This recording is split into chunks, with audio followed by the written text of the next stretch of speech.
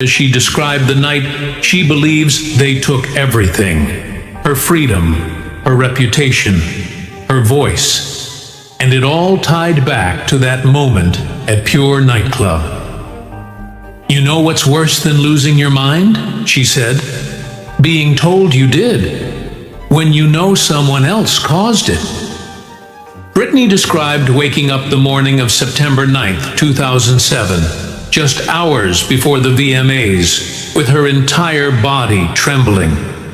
Her coordination was off, her muscles weak, her memory fragmented. "I wasn't hungover," she told the court. "I was tampered with." She testified that after the performance, where she was mocked relentlessly by the press, she was rushed back to her hotel. That's when Lou Taylor called her directly for the first time. "You need structure," Britney remembered her saying. "We can help you." Lou then allegedly offered to arrange treatment and media damage control. But there were strings attached. Within a week, Britney said her legal documents began changing.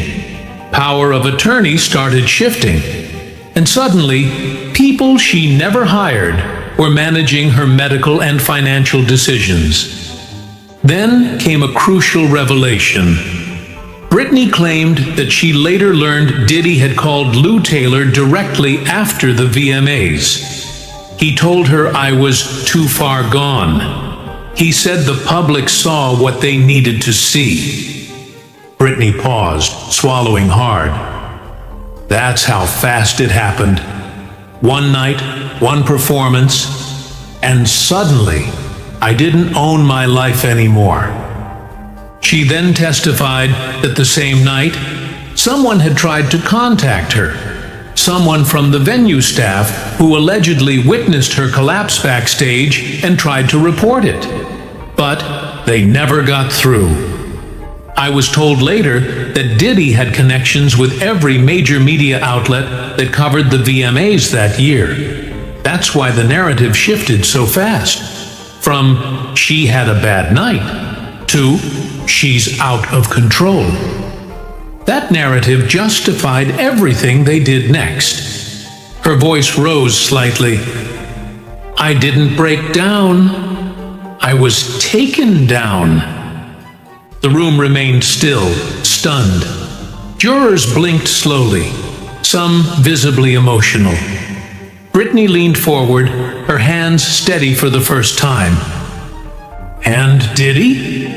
He wasn't just a guest at the VMAs, he was the architect." The courtroom sat frozen as Britney revealed a piece of evidence no one expected. "I was told for years that no video existed of that night," she began. "But they lied, and I saw it."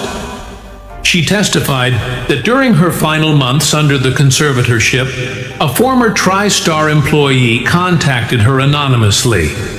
They claimed to have seen raw, uncut security footage from the night of September 8th, 2007. The night she attended Diddy's party at Pure nightclub.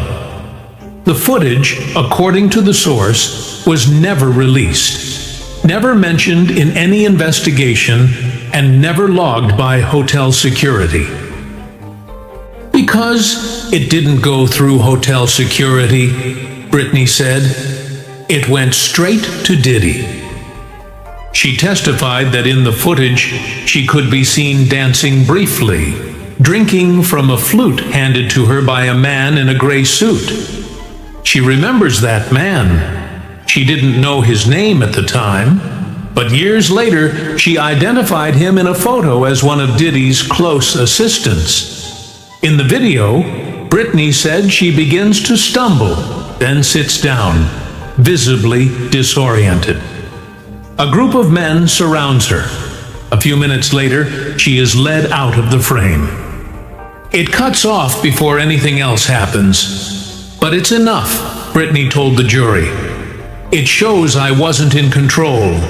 It shows I didn't walk out of that club on my own. She described how this footage was allegedly shown to Robin Greenhill and others inside TriStar's office, not to help her, but to file it away as insurance. Leverage. Proof that Britney Spears was unfit. They didn't destroy that footage, she said. They stored it, like a trophy. Britney then claimed the anonymous whistleblower told her that TriStar and its affiliates had dozens of similar tapes, not just of her, but of other artists. She said the tapes were referred to internally as insurance reels. They filmed girls at parties, at hotels, in bathrooms, Britney said, trembling. And Diddy had access to all of it. He didn't just film me, he kept me. She paused, then looked directly at the jury. Do you understand now why I couldn't get out? Why every time I tried to speak, they had something to hang over me? That performance at the VMAs? It wasn't a meltdown, it was evidence. Evidence that they used to lock me away. She turned toward Diddy for the first time. And you watched it all happen. You let it happen. And now you don't get to hide behind money and champagne. As Britney gave her final testimony, her voice no longer shook. It rang out, not just with pain, but with fury. I want to say this clearly, for the record, she began. I am not crazy. I was caged. She looked at the judge, then at the jury. They made me a joke. They painted me as unstable. And when I cried out, they told the world it was part of the breakdown. But I wasn't breaking. I was screaming. She testified that after the conservatorship was enacted, she was monitored 24/7. Her calls were recorded. Her medications were controlled, her children were taken, and her earnings sent straight to a network of corporations and managers who all had one thing in common: ties to TriStar. And through TriStar, ties to Diddy. I lost $100 million while locked in that cage. They say it was to protect me. But what they were really protecting was their system. She described how, even after the conservatorship ended, she felt unsafe speaking out. I was told Diddy had people, that if I opened my mouth, I'd disappear again. So I stayed quiet. Until now. Then came the moment no one expected. Britney pulled out a folded note, handwritten, visibly worn at the edges. She told the court it was a letter she wrote in 2009, but was never allowed to send. I wrote this to Diddy. I was 27.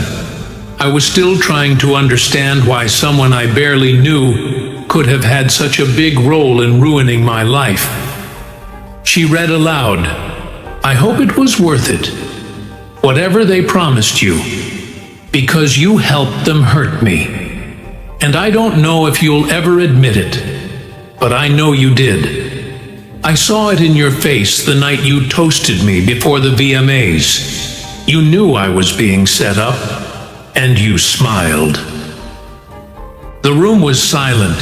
Even Diddy didn't move. Britney folded the note and put it back in her pocket. I'm not doing this for money. I'm not doing this for fame. I'm doing this because I want my kids to know the truth. I want them to know their mother wasn't a failure. She was framed. She turned back toward the judge. For 14 years, I begged for someone to listen. Now you have. Don't look away again.